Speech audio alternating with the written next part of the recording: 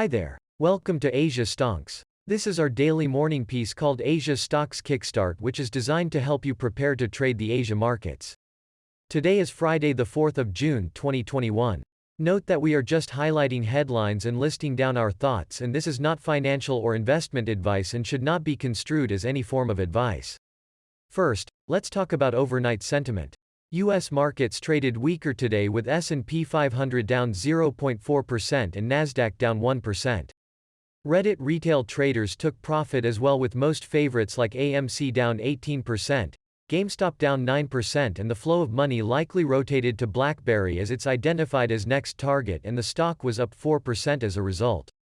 Fed is planning to wind down a pandemic corporate credit facility of around $13.7 billion of corporate bonds and ETFs, and they are targeting to complete by end of the year. Given the relatively small size compared to the markets, actual impact should be limited. Russia said that they will remove US dollar assets from its national wealth fund as US continues to impose sanctions on Moscow.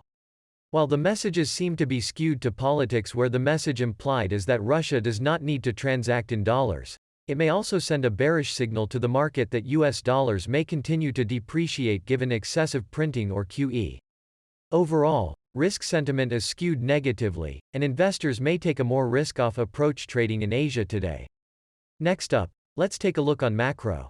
President Biden blocks U.S. investment in 59 Chinese companies allegedly linked to military and surveillance, and this prohibition will take effect on the 2nd of August.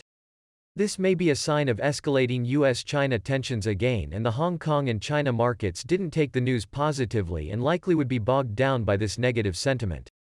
Moving on to micro. Just when investors think that China regulatory pressure on tech may be easing after Meituan said the regulatory probe has limited impact on its operations, Chinese regulator warned Meituan and 7 other sharing economy companies against unclear pricing and ordered them to improve compliance awareness and standardize pricing and competitive practices. This is the second time the regulator has sent a warning. On the 14th of May, the regulators summoned executives of Meituan, Didi and on-demand transport leaders and instructed them to stop practices like arbitrary price increase and unfair treatment of drivers. Watch out for Meituan and Chinese tech names today. On the positive front, Antgroup gets approval to operate consumer finance company, and this is a milestone for Alibaba to resolve its regulatory issues. Alibaba may outperform against other tech names today.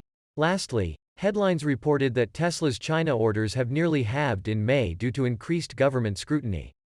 This may imply that local Chinese automakers have been gaining market share away from Tesla and contributed to their recent rally. Watch names like Geely, Great Wall Motors, and Dongfeng Motors.